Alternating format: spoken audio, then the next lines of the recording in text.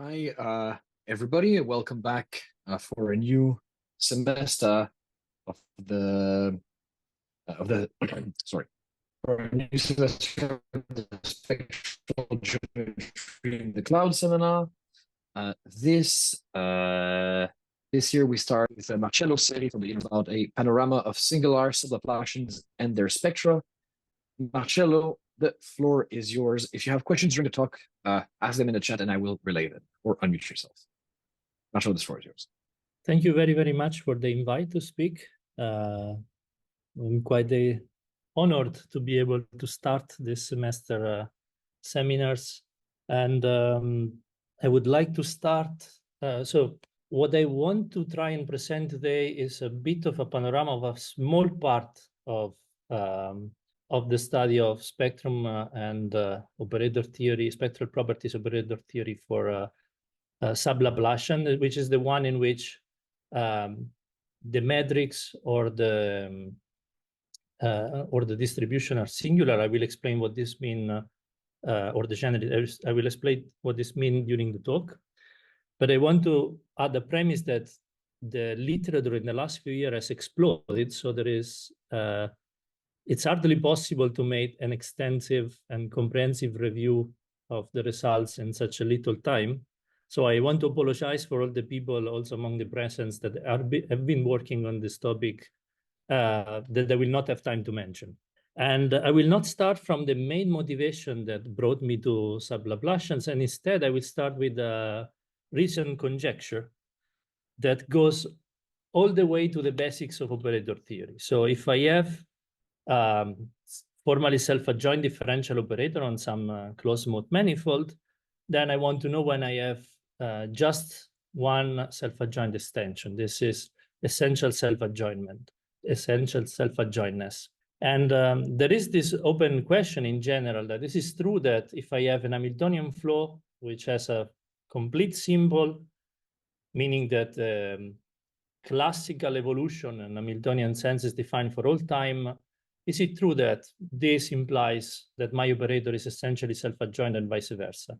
You can think of this from a really bare perspective in the following way. Imagine that I have something that is constrained by some wall classically. So I have a potential that grows classically like these two columns, and I have a particle and I give the particle some energy in here.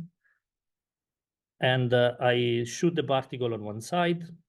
And then what you know is that this particle would basically keep bouncing back and forth within the walls and will not be able to escape outside. Okay, this is not exactly the situation of the conjecture. So this is not closed smooth manifold, but I just want to give the idea of what goes behind this classical and quantum confinement. So given an energy, if my particle has not enough energy to cross the wall, then it will get stuck in between the wall. And from the quantum mechanical point of view, you're probably familiar with the fact that this is not what happens. If I have some wave packet here, which is concentrated inside the walls with a certain energy, then this thing oscillates, in here will decay, but it will keep oscillating outside. And so somehow having something that is confined quantum mechanically, it's much harder than have it confined classically. The idea above is a bit different in the sense, if I know that my trajectory is well defined inside my manifold, say I have some blob in here, and I know that the geodesic flow inside this blob is well defined and remain all the time inside this blob, then I expect that waves also will remain nicely confined inside my manifold and will not try to escape. And so I have just one self-adjoint extension of my operator. I don't need to impose boundary conditions. Now, this is verified in a certain case. For example, it's well known that this is true for elliptic operators on Riemannian manifolds, on complete Riemannian manifolds. Is it proven for operators of degree 1? Is it proven for Sturm-Liouville operator on the circles? And also there are counterexamples in which the non-completeness leads to non-essential self-adjointness. Now, what they want to investigate is not exactly the question of this conjecture, but instead one of the arrows. So what happens if I am not geodesically complete, but I am essentially self-adjoint? Can I find some natural example? And this natural example is actually something that I really care about, that started my, where my investigation started. In the sense that it's known that it's possible to find non-geodesically complete, but essentially self-adjoint examples in 1D, for example. You just take Reed-Simon, and you will find a carefully crafted potential in 1D that allows you to have certain patterns on interference that leads to a limit point operator, yet the classical flow was extended to the wall, would be able to just escape from the left, no problem. And so what I was trying to do is having some potential that is not exponentially unbounded from below, but that's actually polynomially bounded, that still can give me this picture of having something that classically can escape the walls, but quantum mechanically can remain trapped. I just wanted to understand that this was possible and up to which extent. And so to get there, one has to go back and look at what are the properties that make your Schrödinger operator essentially self-adjoint. And if you look at the Schrödinger operator on an interval or on a domain, it is quite well known in which way the potential has to blow up at the boundary to ensure that you are essentially self-adjoint. So for example, in the interval, it is known that your potential has to blow up at least like 3/4 1 over distance to the boundary, like say 1 over x squared. And not too long ago, Nencho and Nencho have shown that this is the case also for domain, and they gave even a much sharper identity, a much sharper inequality here to achieve this essential self-adjointness. And so somehow the hope that we might have is finding a boundary and being able to play with the explosion of a potential or something else close to the boundary in such a way that we can explode fast enough to achieve essential self-adjointness, but that our trajectory somehow can cross to this boundary in the classical sense. And to try and see if this is possible, I want to start with an example. So in here, I'm just taking a cylinder. This cylinder is just the real axis in one direction and a circle in the other direction. And on here, I'm not just putting the usual metric, but I'm saying, okay, I measured just with the x along the length, and I have a measure that goes like 1 over x squared along the radial part. So with this metric, if I look at the corresponding volume form away from the singular set where x is blowing up, where 1 over x is blowing up, then I have a nice Riemannian metric with a nice Riemannian volume. But I expect to have problem with this when this x is going to 0 and when I have blow up of my volume or I blow up of my length. Nevertheless, in each half of my cylinder, I can go and compute the Laplacian, the divergence of the gradient. And so in each half of this cylinder, I will see that my Laplacian has this nice form with this divergence term, 1 over x, that somehow is related to this. And if then I'm going, oh yes, let me say something. This one here is non-compact, and in my previous slides, we were talking about compact manifolds, but in here you can always compactify infinity if you want something compact and get a sphere with a singular set. It's just that the equations will get just nastier to write down, and so I keep it simple and have the cylinder here. So if we look at this Laplacian that I was writing before, and if we ask if this is essentially self-adjoint or not, then we find out that we do not need boundary conditions. That our Laplacian in each half of the cylinder, so each part that has been cut away by this singular set, is essentially self-adjoint. So waves on the right are independent from waves on the left. In each half, the spectrum is continuous, 0 infinity, and it has embedded eigenvalues, growing accumulated at infinity. And so we can ask two questions now. First of all, we have something that is essentially self-adjoint. We were looking at the relation between classical confinement and quantum confinement. So having just one self-adjoint extension and having your flow defined inside your manifold for all times. Is it the case for this cylinder? Is it true that the geodesic flow cannot escape each half of the cylinder, but the quantum mechanical flow then is essentially self-adjoint, or maybe we are breaking one of the properties? And the other is, embedded in the continuous spectrum, we have discrete spectrum. So it might be worth saying, okay, but then what is the accumulation at infinity? What is the Weyl law of this object? Now let's look at the first question. So I take the symbol of that Laplacian, I get this nice symbol here, and then I look at what the flow of this looks like. And I find that if I start from, for example, 0, 1, my geodesic flow turns around and nicely crosses the singularity. So the geodesic flow is actually defined on the wall cylinder, and it can cross the singularity, no problem. Here you see that I've started lots of waves from 0, 1, and I followed the wave for a fixed time, and effectively I've been drawing this sub-Riemannian or a Groningen sphere, I would say here. This sphere from the flow of this operator I've defined on the cylinder. And this has crossed through with no problem. We will see why it goes flat and why it's crossed through later in the talk, but we see that we have violated that hypothesis. The flow is not complete on each half of the cylinder. It can cross through, yet this was essentially the operator of the Laplacian was essentially self-adjoint on the manifold. And so this is an example of quantum confinement without classical confinement, where we didn't have to go and construct something that has this exponential blowdown, but we have something that is nice and polynomial. And so now the question is, how common is this? How general is this fact? Do we have many more examples of this one is special? And the other question I had is, we had an embedded spectrum of discrete eigenvalues. And if you compactify, you just have the discrete spectrum of eigenvalues accumulating at infinity. So you can count the eigenvalues and you can look at how they're accumulating at infinity. And if you do this, you will find that there is a Weyl law. You will find that this number of eigenvalues smaller than lambda goes like lambda log lambda.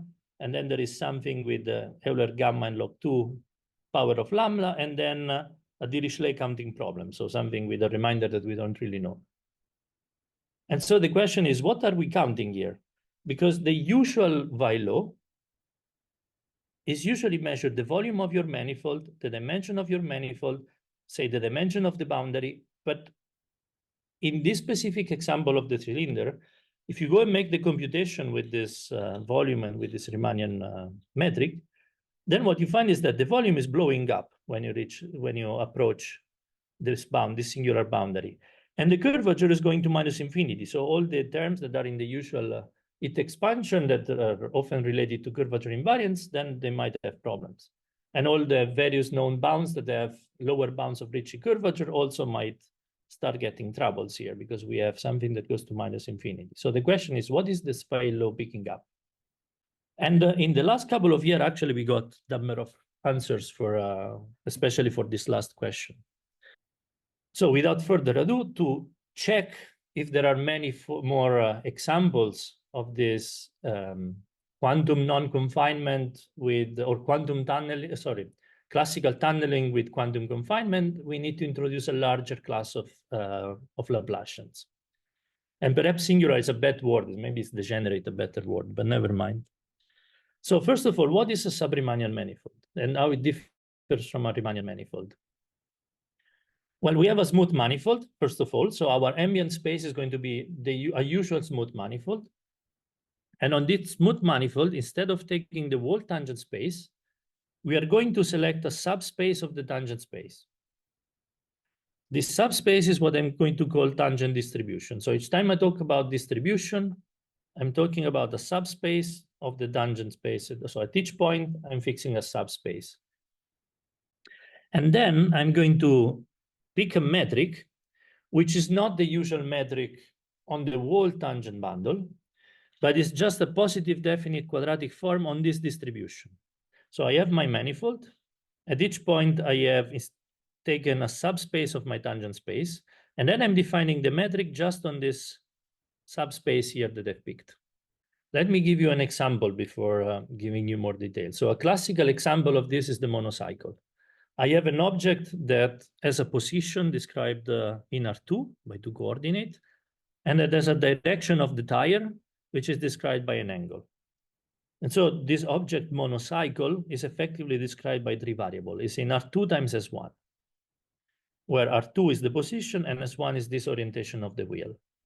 And if I look at this object and I do not allow sliding, but only moving with the wheel rolling, then this object can move in the direction of the wheel, what they call forward motion here. The angle theta fix an orientation, a direction, and then I just move in that direction. And the other thing I can do, I can steer it. I can leave it in place and then change this angle where the wheel is pointing at. So if I think about sub-Riemannian manifolds now, my manifold, the ambient smooth manifold, would be this cylinder R2 times S1. The distribution would be the span of these two vector fields, changing the direction of the wheel or moving in that direction, which is a two-dimensional subspace now of this tangent bundle. Since the sliding is not allowed, this orthogonal direction minus sinus of dx, sinus theta dx plus cosinus theta dy is not allowed, is not in the distribution. All right, what I can do with this? Well, first of all, I can still forget about sub-Riemannian geometry and think, right, I have this distribution. I have a restriction on the motion I can do. And in some cases, if I have this restriction and the vector fields have nice properties, are commuting between each other, then I know I am confined to a submanifold. And this is something I would not like. And in the case of this unicycle, or if you think instead of a car or a bicycle that you can park with a maneuver, then you can achieve this orthogonal direction as long as you take a maneuver, what I was just saying. So if I move along the direction of the bicycle, steer, move back, and change the direction of the bicycle, I'm not going back to my original position, but I'm actually achieving the other direction. I will have found my tire and my bike turn in the other direction. And this will allow me to actually move. If I wanted to go in this direction, taking the maneuver would have allowed me to go in this direction. So this is an important property, telling if I have a distribution which is non-integrable, so in which these vector fields are not commuting and allow me to actually go in other directions, then I have possibility of maneuvering, and then I could perhaps ask the question, is it possible that I connect 2 points by always moving along this distribution? And so this is what we are going to look at now. I want to ask exactly these properties of my sub-Riemannian manifold. I want that the span of the vector fields that define the distribution and any other Lie bracket I'm going to take, in this case, just one extra Lie bracket, is recovering the whole tangent space. And so in principle, by maneuvering, I can go in any direction.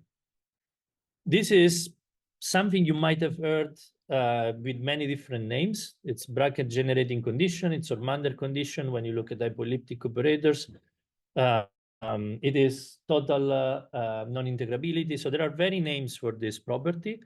But what is important about this property is that it makes my foliation of the tangent space not a foliation. So it doesn't look like this figure in the top, where all the tangent spaces are actually nicely describing a submanifold, but it looks like the picture at the bottom. When my vector fields are not commuting and expand all the tangent space, then this allows me to go from one layer to the other, which is not accessible vertically, by maneuvering around and being able to lift up on these skewed planes. And if I now define an unmissable curve to be a curve that at each point is on these planes, so it's moving at each point with a tangent vector that belongs to the distribution, then I can actually prove, well, not me, Cho and Rachesky in the 39 can actually prove that any 2 points in my manifold can be joined by an unmissable curve, by a curve that at each point has tangent that belongs to the distribution. And this is interesting because if I can join every pair of points by a curve that whose tangent belongs to the distribution, then I can ask, what is the minimal length of this curve? After all, I have a metric that is defined on this distribution. And if I ask this question, I find that actually I can define a distance with this property. So what is, from asking what is the minimal distance with respect to admissible curve and the metric that I have defined on my distribution. And I'm cheating a bit here, but I can relate the minimal curves that I get in this minimization problem with actual solution of geodesics equation.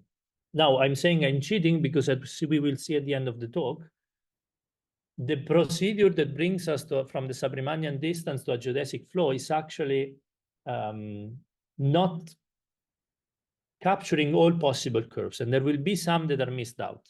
But so far, let's pretend that this geodesic flow takes all the minimizer and see what happens. So we have said we have a sub-Riemannian manifold with a manifold, a distribution, a metric which is defined just on the distribution. We have the bracket generating property, which tell me that I can get from this data to a distance and to some geodesic flow. And to define the Laplacian, I need to compute a divergence, so I also have to set a volume. Now, in Riemannian geometry, we have the Riemannian volume, which is naturally associated to the Riemannian metric. In general, in sub-Riemannian geometry, this is not true. And it's not clear what, except in some families of example, it's not clear what is canonical smooth volume, if you wish.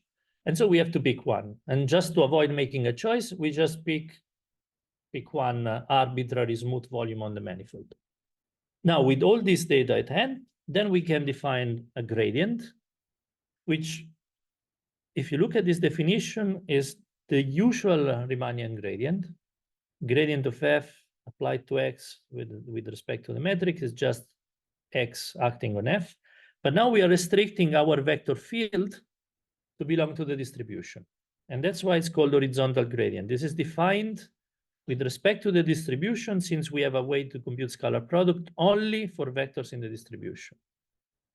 But nevertheless, this is a well-defined gradient. And so we can add this to the data that we have defined for our problem. And the divergence is the usual divergence. So we can compute the divergence with respect to the volume mu, just as this prefactors that appear when computing the Lie derivative with respect to the vector fields with respect to mu. And if I have a divergence and I have a gradient, I can go and compute a Laplacian. And the Laplacian, for me, the sub-Laplacian, will not just be the usual sum of the square, but it will be the one that I get by doing divergence with respect to the volume that I fix of this horizontal gradient applied to the functions f. I'm just looking at Laplacians on smooth functions. And if I have a nice basis for my distribution, a frame, then this is actually looking like the squares of the vector fields in the frame plus a first order term that comes from the divergence. An example is here on the right. If I take R3 and I take the span of these two vector fields, the x minus y half dz and the y plus x half dz, and this metric, I just take the usual metric on the plane. So you see I've dropped plus dz square. So I don't measure what happens going up, I just measure what happens on the xy plane. And the volume, I just take the usual Euclidean volume, which is now different from the volume I would get from a Riemannian metric of this form. Then my Laplacian in this case would just be the square of this vector field plus the square of this vector field. So let me zoom in on this example for one moment, because if you're familiar with Schrödinger operator with magnetic field, say Landau operator, then you know that if I replace this d in dz with a lambda, I'm looking at a magnetic field that is effectively a constant magnetic field in the xy plane, in the z direction, with strength, okay, lambda in this case. So this sub-Laplacian that has appeared from very abstract construction, from picking up this distribution and whatnot, actually has some relation with magnetic Schrödinger operator, which is part of the reason I had started looking into these problems to begin with. But this is just to say that even though the construction seems quite abstract, there are some interesting tangible examples that are actually coming from more common families of problems.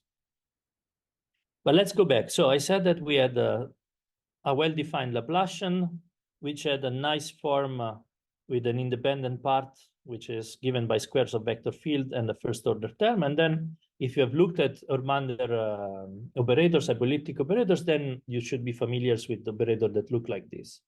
And in fact, for the regular case, a lot is known about this. This Laplacian is a symmetric negative operator on seed-zero infinity functions, for example, on the manifold. Opfrinov theorem that relates geodesic completeness to metric completeness of the associated metric space, also in the sub-Riemannian case. And so if my space is complete in the sense of a metric space, then I have essential self-adjointness, and I can think of this as geodesic completeness implies quantum, so geodesic confinement implies quantum confinement.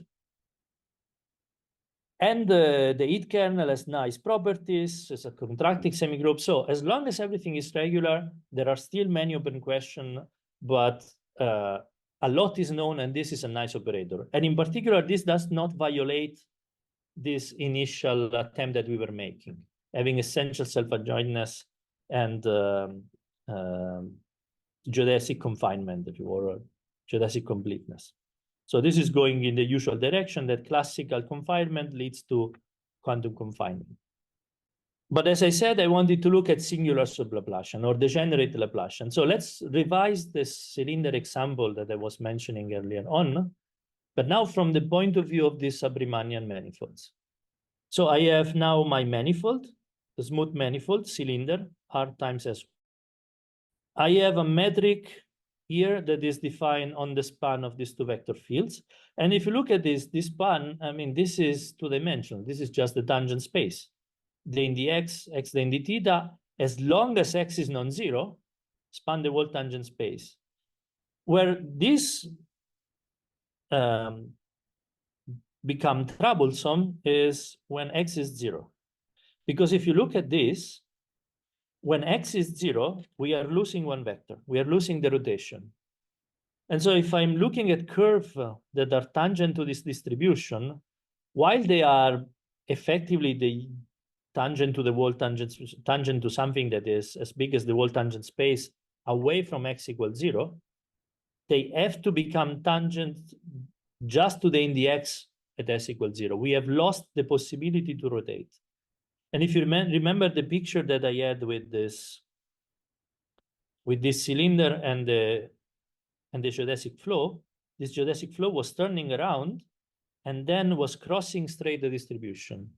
So this crossing straight comes from the fact that we were looking at a sub-Riemannian problem where the vector fields have this, that the span the distribution have this singularity, this degeneracy, that x equals 0, the distribution changed rank, and we are no longer allowed to rotate around. And indeed, this geodesic flow is not rotating around, it's straightening up and then crossing through the singularity.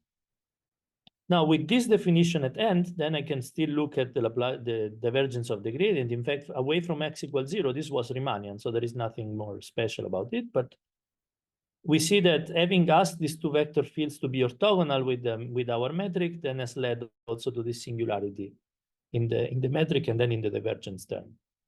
So this Groningen example that I was using as a motivator to look for classical tunneling and quantum confinement fits in this class of sub-Riemannian manifolds in which the distribution can change rank, and in fact is part of a class called almost Riemannian, which is manifolds in which the distribution changes dimension on some singular set, but that are Riemannian outside this singular set. And so now the question is, how common is that these almost Riemannian manifolds have this property of being classically tunneling and quantum confinement?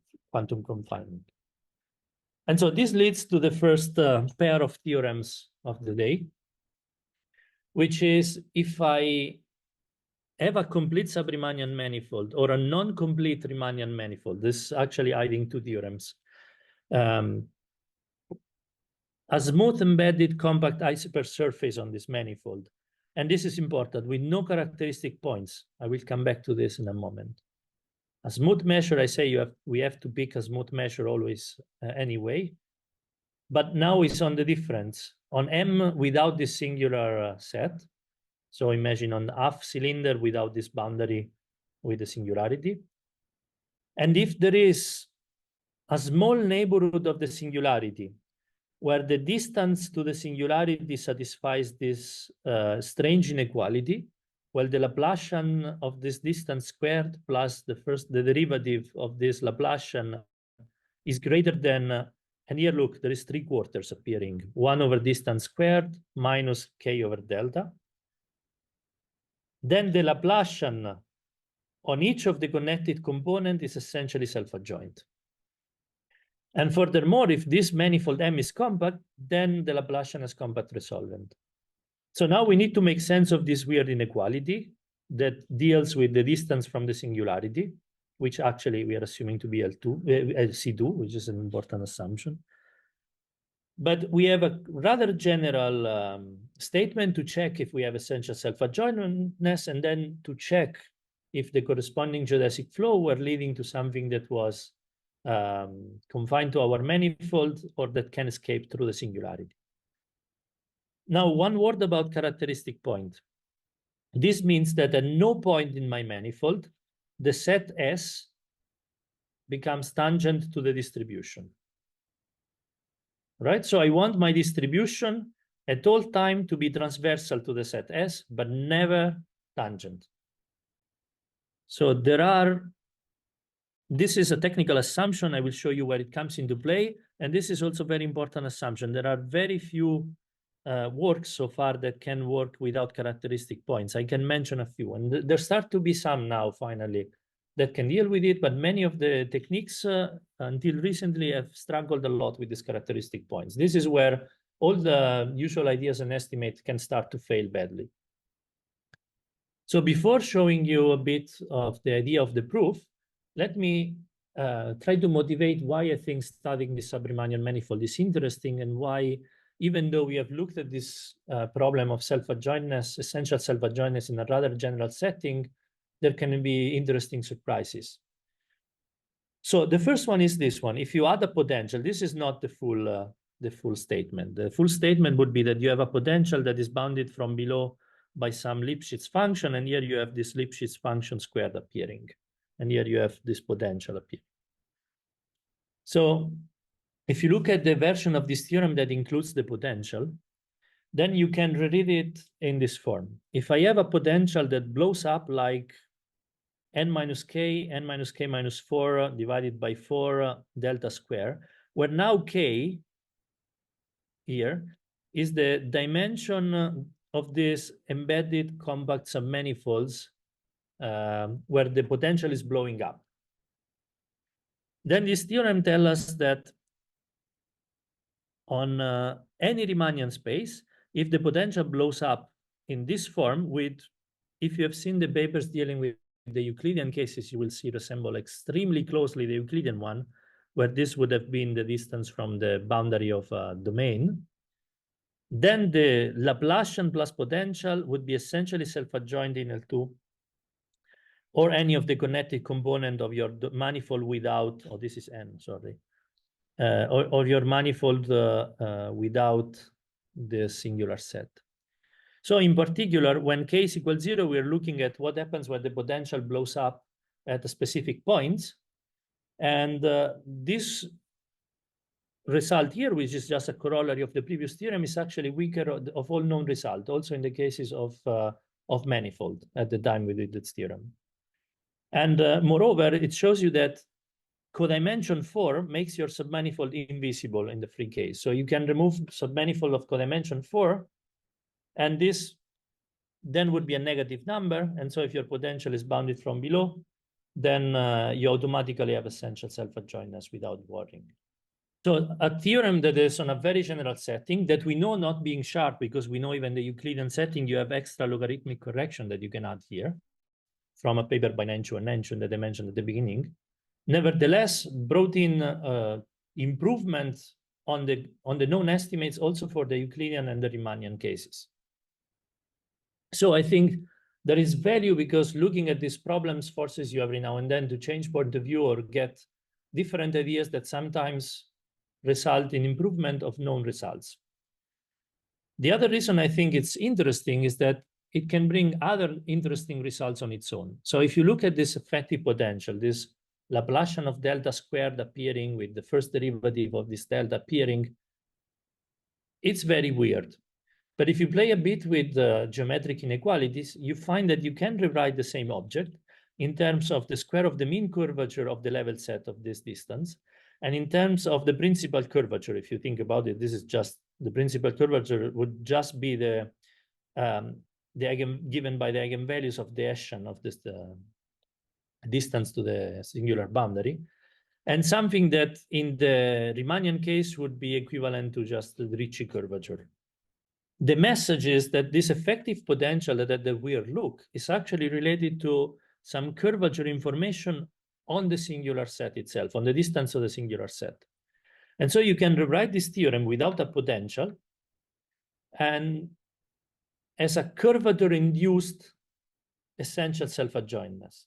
So the theorem itself is telling you if the sectional curvature of the level set of the distance function from the singular set is blowing up in a certain way, and if the principal curvature are controlled in a certain way with something that is audible but explicitly writable, like this constant is explicit, just I don't want to look at it because it looks ugly. But then it gives you a completely curvature induced essential self-adjointness for your Laplacian. So this is now not the potential that is confining you, it's the geometry of the manifold itself and the way the volume and the metric are bending this manifold. So I find this extremely interesting because, yeah, this is just giving you a new point of view and another type of essential self-adjointness that is now induced by something that is intrinsic to the manifold you're studying.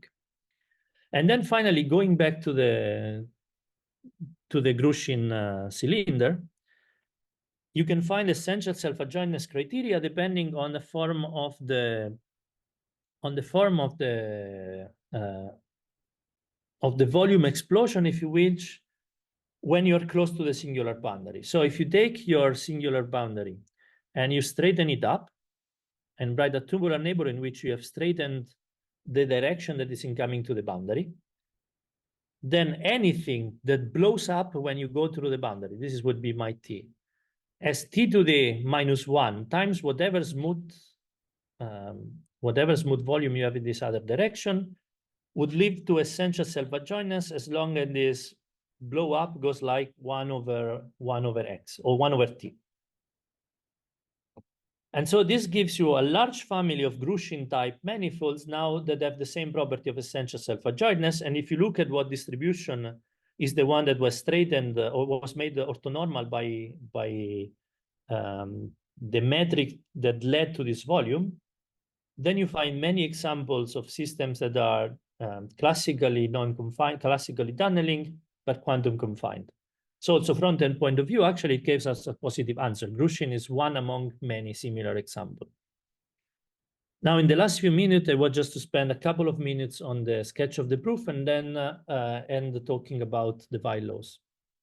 So the limitation of, so first of all, the proof is inspired by two works by Nenchu and Nenchu, the one that I mentioned on domain, and a work by Colin-de-Verdier and Truc about confining magnetic field. So you have a cylinder with a magnetic field that blows up, and then you want to know which blow up will lead to essential self-adjointness. So effectively, in that case, it would be the curvature of the magnetic one form that induces the confinement. And to achieve the essential self-adjointness, what we first do, we take the boundaries, being the actual boundaries of the manifold or the singular boundaries, and we straighten them up. So you remember I told you I was looking at two theorems written as once before. So if you have a complete sub-Riemannian manifold, then you just take the manifold with its sub-Riemannian distance and construct a tubular neighborhood around these points. But if you have a non-complete Riemannian manifold, then you actually have to take the metric completion of the manifold and include in the metric space all the things that you were missing when you were approaching the singularity. If this distance that you construct, which is now a purely metric object, is at least C2, then you can prove that you can construct a tubular neighborhood. So you can take an epsilon neighborhood of the singular set and of the other boundaries, and then just separate the coordinate that goes in to the singular set from the other coordinate that are moving around, what they called x. So t is going to be the one that goes through the singular sets, and omega is the other one. And beware, this metric completion might not be a manifold. I could add corners, for example, to my manifold. Now, if I write this and construct my tubular neighborhood, then I get that my volume will look something like this, close to the singular sets. And that I will have a problem that looks like minus Laplacian plus an effective potential. And now this is a one-dimensional effective potential in the t direction, in the direction that approaches the manifold. And this is where things get interesting. Because first of all, this effective potential does not depend on what volume we had in these angular components, but only in the way we are approaching the singularity. So it gives us an intrinsic quantity. And second of all, because now that we have this nice one-dimensional problem, we can use one-dimensional tools. So we can use one-dimensional Hardy inequality to start controlling our Laplacian. And what happens is that you can now use Agmon estimates to show that you can find a negative energy such that the joint of your Hamiltonian having an eigenfunction means that this eigenfunction has to be 0.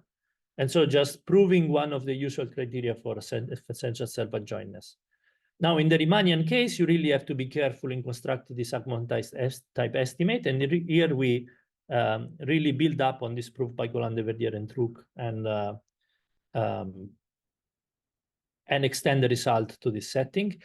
In the sub-Riemannian case, instead, you have to find a new Hardy inequality and you have to find a nice embedding on Sobolev space, which requires extra work on its own. But once you have the Agmon type estimates, which you prove from either the sub-Riemannian Hardy inequality or from the 1D Hardy inequality that you get from the straightening of the boundary, then you're able to prove this Agmon estimate, and then you have essential self-adjointness out of the box. Now, the theorem that you get is rather general, but that's not enough. So this is an example of a very simple to write down almost Riemannian manifold. If you set L equal 1 here, we know that this is essentially self-adjoint. And from what I know, for any other L, this is still a conjecture. There is now a theory to work with the general alpha Grushin manifolds, if you delete this term here. Part of it is due to Gallone and others. Right now, I'm missing some of the names from 2021. And part of it is due from Beshasny and Kwan from 2024, where they actually use microlocal analysis with Matteo calculus to construct a parametrics and then construct a essential self-adjointness and control the sharpness of the essential self-adjointness, at least for alpha Grushin. So x to the alpha, then the y, then the x distribution. An even trickier case is the following, is if you have a tangency point. So if you have that the distribution becomes tangent to the singular set as a specific point.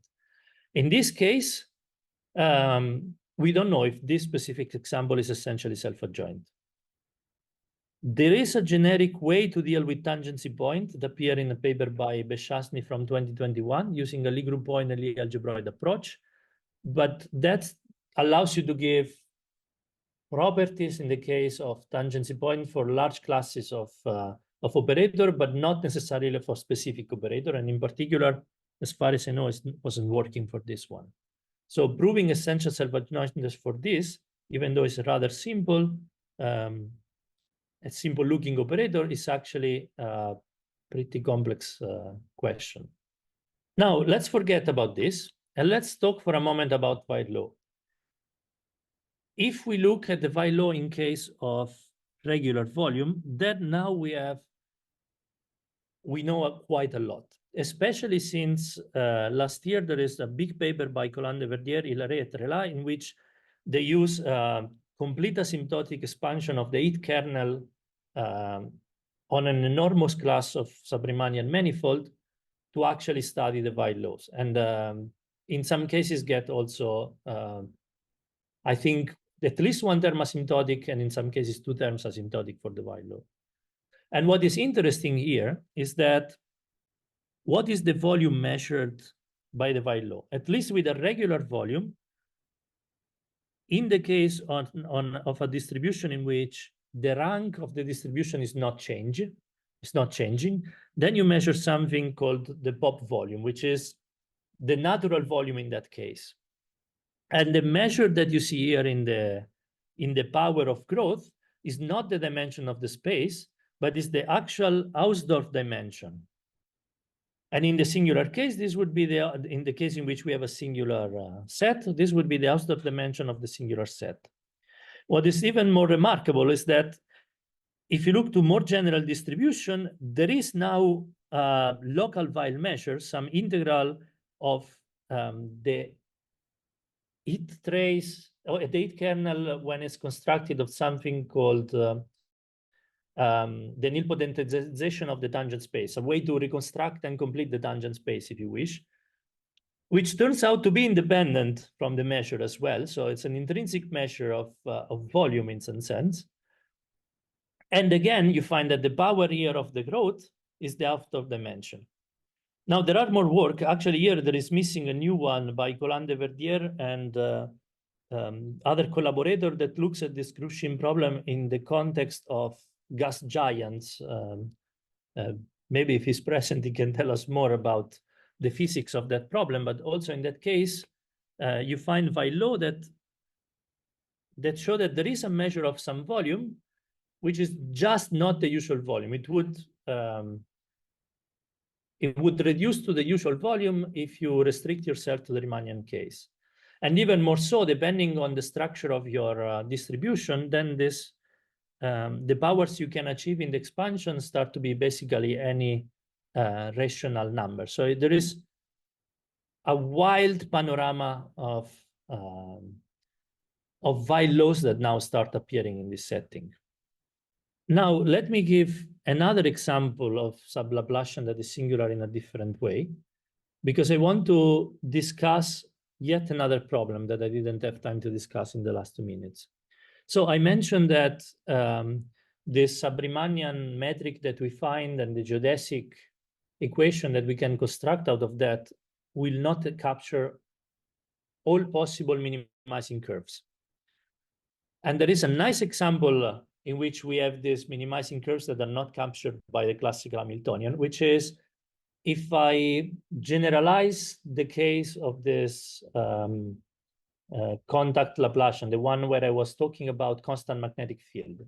So if instead of having x half and minus y half here, I put just the x and y component of one form describing a vector field that vanishes along one curve, then I still have a magnetic type Laplacian as my sub-Laplacian. If z is a S1 action, this would just be sums over lambda i's, giving me a way to study the semi-classic for large magnetic field of this problem. And what turns out is that the curves that live on gamma, so this gamma, the zero locus of the magnetic field, is a length minimizive curve in the sub-Riemannian sense, which is not a solution of the geodesic equation. So this magnetic example, when you have a magnetic field vanishing on a curve, is a specific case in which we see these abnormal geodesics appearing, this minimizing curve that do not arise from the Hamiltonian, from the symbol. And it's interesting because in this old paper by Montgomery and Antifile, and then later papers was generalized by Erfer and Koldykov, I think. But what is interesting is that you can show that for a large strength of the magnetic field, so for B that grows to infinity away from this zero level set, then your eigenfunction concentrate on this zero locus, and that the corresponding eigenvalue grows like lambda to the 2/3. So it has a strange power appearing, or h to the 2/3. And so there is some hope, at least I have some hope, that looking at this sub-Riemannian Laplacian can bring in also new ideas to study magnetic problem, and vice versa, looking at the works on magnetic Schrödinger operator and semi-classics for magnetic Schrödinger operators can bring back ideas into the sub-Riemannian context. One more example of this abnormal is if you take the distribution, this Martinian distribution that takes two brackets to release this in the z direction. And in this one, you find that there is a straight curve along along the singular set, which is also a minimizing curve that does not come up from the Hamiltonian. And so these abnormals exist. In some cases, we can write them down, but the way they affect the spectrum, that's very much non-obvious. And there is this paper by Nikhil Savale from 2019, for example, where it shows that they don't make any difference at the level of the first term in the Weyl law, but you cannot rule out that they make some difference on the second term of the Weyl law. And in general, so the role of abnormal minimizer, I think it's an interesting paper to study. There is some work on propagation of singularities along abnormal by Colin de Verdier and Cyril Ledra, but I think there is a lot of scope for exploration. And in general, even if, for example, now we have a lot of knowledge for the Weyl laws from this paper I mentioned before, we effectively have one technique to study them. So there is a large scope for getting new methods, testing new methods, figuring out what are their weaknesses, why cannot be extended, or if they can be extended, how they can be extended. And there is a lot of scope for studying bounds for low-lying eigenvalues, or in general, geometric inequalities for sub-Laplacians. There is a lot of work being done there, but there is also a lot that needs to be done. There are works now on structural nodal domains. Actually, here we are there is missing one by Rupert Frank and Bernard Fer from this year, where they also study nodal domains for sub-Laplacians. So there is really a lot that we don't know, and the little that we know, there is a limited amount of techniques. Just to mention one last thing, in this work by Frank and Elfer, and then in this work by Claudenberg, where he uses similar techniques, they can actually avoid fighting with tangency points. So these are also new ideas where people have been addressing tangency points successfully. But that's effectively everything I wanted to say. I hope I've not gone too long and it was followable. Thank you very much for your attention. Thank you very much for the great talk. So we have plenty of time for some questions. So please do unmute yourself if you want to ask May I say a few? That's Gregory. May I say a few words? Yes, of course, Gregory. Well, to the last slide, I would add another topic which might be of interest and where it's very hard to predict the results. Actually, the question is about this sub-Laplacian, but put a weight. So you consider the weighted problem. So if L is the sub-Laplacian, L f equals rho of x f, with rho being some weight function, probably even not a function, but a measure, and so on. And here the spectral parameter, of course, somewhere to the left or to the right, before rho. Yes. So this is a natural generalization of Weyl law, and to find out for which will be the dependence of this rho, and it's interesting to relax as far as possible the conditions on this rho, so that it is possible to get Weyl asymptotics. It is quite a lot of activities going around this kind of weighted problem for the last 50 years, and for this particular operator, as far as I know, no results are known. Thank you. I agree. That would be extremely interesting. I say that maybe now this probably can be started tackled given these recent advances, but I still think that we need a few more ideas and a few more methods to be confident that we can say something already. At least this is my opinion. But I agree, this is an extremely interesting relaxation of the problem. In fact, there is another one that I actually miss here, which what about unboundedness of the Laplacian? Like in the Groningen case, there is a range of parameter of this t to the alpha for which the Laplacian becomes unbounded. So what are the conditions that make sub-Laplacian become unbounded, for example? This is also something I don't know the answer to, but might be also an interesting property to study. And then how does the spectrum change in that case? Thank you. Thank you. Thank you for the comment. Thank you. So does anyone else want to? Maybe a very naive question. Is there an example? Do you have an example where the eigenvalues are somewhat explicit, maybe parameterized by lattice point or something like this? So if you look at the Grushin, it's not exactly lattice point, but if you look at the Grushin case itself, you can solve that explicitly. And then you can compute explicitly what are the eigenvalues. And in that case, you have lattice point and some relation with respect to divisors. And that's where this Dirichlet counting comes from. Because we can solve it explicitly, we can write down exactly what the spectrum is, and then we can that's where count this funny exponent comes from. Okay, now I understand. Yeah. And so in these cases, but also in some in these recent works by Colin de Verdier and Hilaire and Trelat, for example, you find that for high energy, the eigenfunctions tend to concentrate close to the singular set.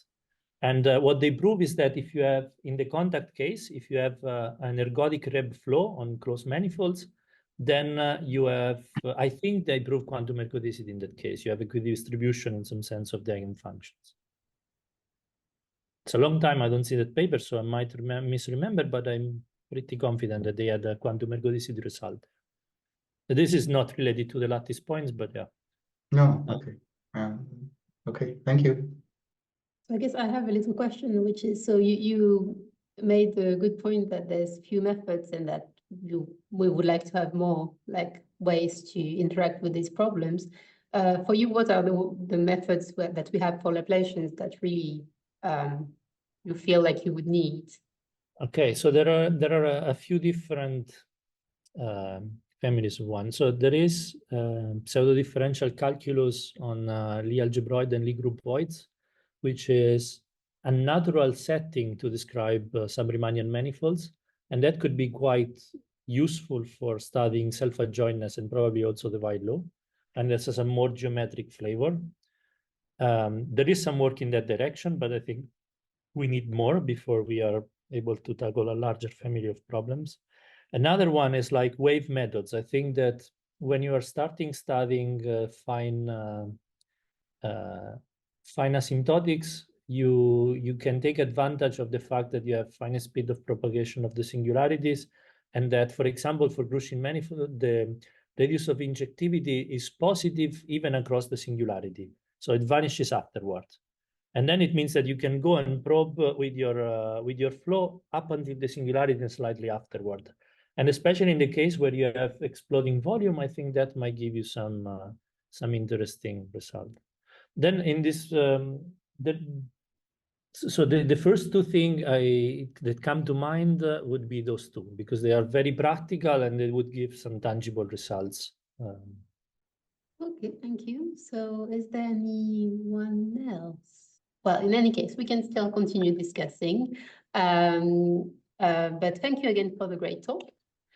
And we meet again next week at the same time. So at the same time as today. And we will have the pleasure to greet Lionel Bolton, who will tell us about the spectral analysis of Dirac operators with a purely imaginary dislocation. So yeah, thanks again and have a nice rest of your day.